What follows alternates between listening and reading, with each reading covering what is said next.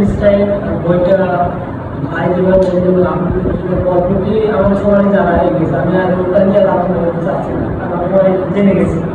তো আসলে আমার কাছে এই উপন্যাসটি পড়ে দেখে মনে হলো যে এর সারাংশটি যেই মানে মৃত্যুর মানে বিজ্ঞানীর একমাত্র লক্ষ্য ছিল যে মৃত্যুকে জয় করে মানুষকে অমরত্ব দান করে, তার যে মূল লক্ষ্য ছিল এটা। ভিক্টরটা জ্ঞান দিয়ে যার সৃষ্টি করলেন, কিন্তু সেই সৃষ্টির দায়িত্ব অস্বীকার করলেন।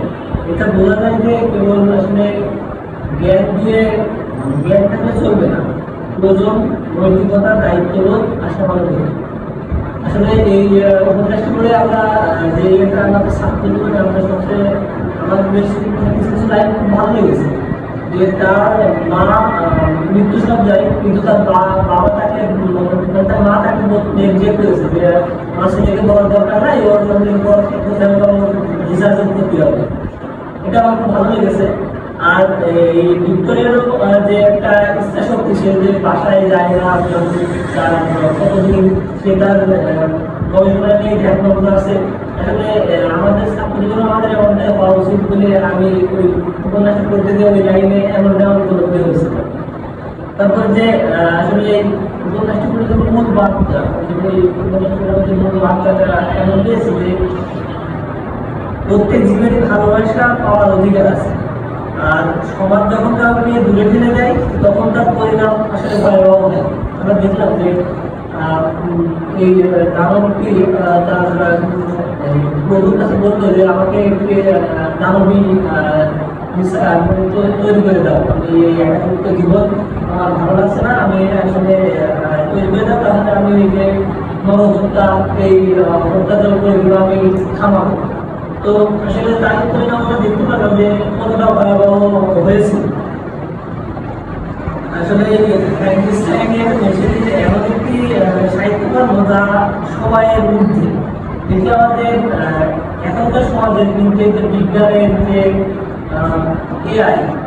এআই দিয়ে আমরা কিন্তু অনেক কিছু করছি, তারপরে জেনেটিক ইঞ্জিনিয়ারিং দিয়ে অনেক কিছু আমাদের কিন্তু প্রশ্ন বিদ্ধ করে তোলে যে আসলে এই যে এআই জেনেটিক ইঞ্জিনিয়ারিং যেগুলোতে আমরা সৃষ্টি করছি, আসলে এর রক্ষা করার বা ধ্বংস করতে পারবো কিনা বা একটা বিপরীত দিতে গেলে আমরা সেটাকে নিয়ন্ত্রণ করতে পারবো কিনা। এই উপন্যাসটা পর্যন্ত আমার এটুকু মনে হয়েছে যে আমরা এগুলো পারবো কিনা। তো তারপরে যেটি সবচেয়ে মনে হলো যে বিজ্ঞানের এবং জ্ঞানের সীমা থাকা দরকার। এখানে যে ভিক্টরের যে ভুলের কারণে কতগুলো মানুষ তার পরিবার ধ্বংস হয়ে গেল, কতগুলো মানুষ মারা গেল, আমরা দেখতে পাবো সম্পূর্ণ অসতর্কতার জন্যই। তারপরে যে বিষয়টা যে মানুষ যে কোনো সত্তা যদি সমাজ থেকে বারবার উত্থাক্ত হয়, তাহলে সে একসময় বিদ্রোহী ও ধ্বংসাত্মক হয়ে উঠতে পারে। কারণ আমরা দেখতে পাই যে আসলে এই তাদের সৃষ্টি এই দৈত্যের এর কিন্তু একটা মন ছিল, সুন্দর মন ছিল, আমরা বলে গেল এখন তার কিন্তু মন ছিল একটা সুন্দর।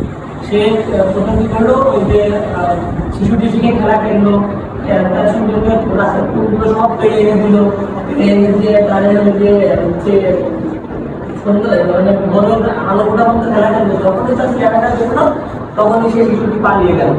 তারপরে কি যে বলে যে জঙ্গলের যে কাঠগুলো আহরণ করে এনে দিল, যে তার চেহারা থেকে মানে যখনই সে প্রত্যাখ্যান হবে সমাজ থেকে, সে এখন ধ্বংসাত্মক হয়ে উঠবে। এটা অতি বাস্তব একটি উদাহরণ। আর যে লেখকের প্রতি আমার সবচেয়ে এটা যে এখানে আমি দোষটা মনে হচ্ছে তারই দেখতে পাচ্ছি যে সে তার সৃষ্টিকে বোঝার চেষ্টাটা করে, বিচার না করে মানে তার প্রতি যে বিচার না করে সে ঘৃণাটা বেছে দিল। তার আগে উচিত ছিল যে বিচারটা করা আসলে তার এই সৃষ্টির প্রতি। আর হচ্ছে গিয়ে আসলে উপন্যাসটি আসলে আমাদের সমাজেরই একটা আয়না স্বরূপ বলা যেতে পারে। কারণ আমরা কি সেই মানুষটাকে ঘৃণা করি না যার চেহারা উচিত? অবশ্যই ঘৃণা করি। আমরা কি সেই মানুষটাকে প্রত্যাখ্যান করি না যার থেকে পোশাকে অবসাদী বা স্ট্যান্ডার্ড ভাব নেই?